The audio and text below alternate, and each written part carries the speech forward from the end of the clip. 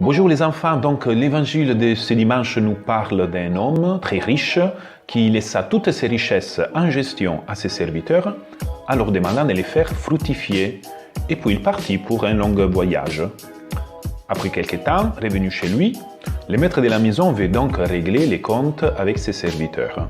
Donc le premier qui avait reçu 5 pièces d'argent, il en gagna 5 de plus. Le deuxième qui lui avait reçu 2 pièces, il en gagna 2 de plus.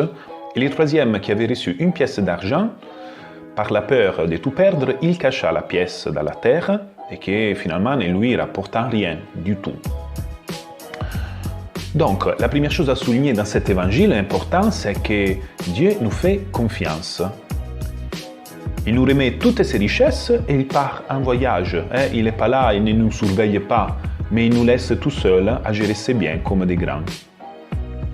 Donc imaginez-vous, par exemple, si vos parents vous demandent pour la première fois de rester tout seul à la maison, et ils vous disent « Mon enfant, moi et ta mère, nous partons, on te fait confiance pour gérer les biens des familles. » Donc vous voyez, il nous confie une grande responsabilité. Et moi et toi, comment nous allons agir face à cette confiance et cette responsabilité? Alors, premier cas, ça peut être, on peut profiter de l'absence de nos parents pour inviter les copains, les copines, faire la fête, mettre les bazars dans la maison. Voilà. Deuxième possibilité, on peut peut-être tout simplement passer toute l'après-midi tranquillement devant la télé, en jouant à la play, et finalement en faisant rien de mal, en attendant les parents pour le dîner. Ou peut-être, troisième option, profiter du temps et de la confiance reçue pour faire quelque chose de grand et de beau. Peut-être ranger la maison, même si nos parents ne nous l'avaient pas demandé. Commencer à mettre la table ou préparer quelque chose de simple pour le dîner. Vous voyez, utiliser cette confiance et le temps à notre disposition pour risquer dans l'amour. C'est-à-dire ne pas vivre toujours en défense sans prendre jamais aucun risque, en faisant seulement notre devoir et c'est tout, administrer seulement ce que nous avons reçu. Point.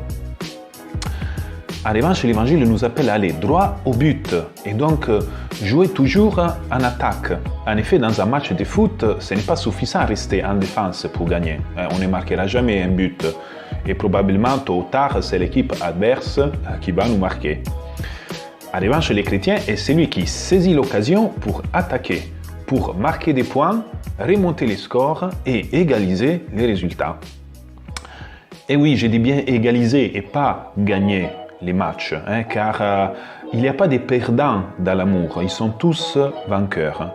Ça, c'est la vraie joie, égaliser les résultats pour faire la fête avec les membres de notre équipe et aussi avec les membres de l'équipe adverse. Et c'est ce qui se passe dans la suite de l'évangile. Vous voyez, le serviteur qui avait reçu 5 pièces, il a risqué, il a attaqué et il a gagné 5 d'autres pièces. Donc le résultat final est 5 partout.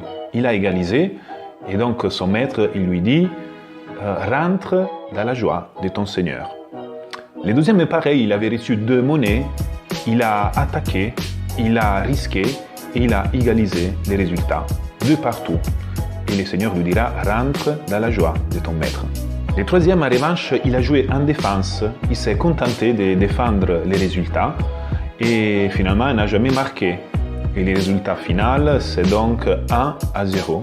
Et malheureusement, il a perdu les matchs les plus importants de sa vie. Alors les enfants, vous voyez, cet évangile nous rappelle que Dieu est bon et qu'il nous encourage à ne pas vivre notre vie en défense, mais à prendre les risques de faire des actes d'amour dans le temps et la confiance que le Seigneur nous donne chaque jour. Bon dimanche à vous tous.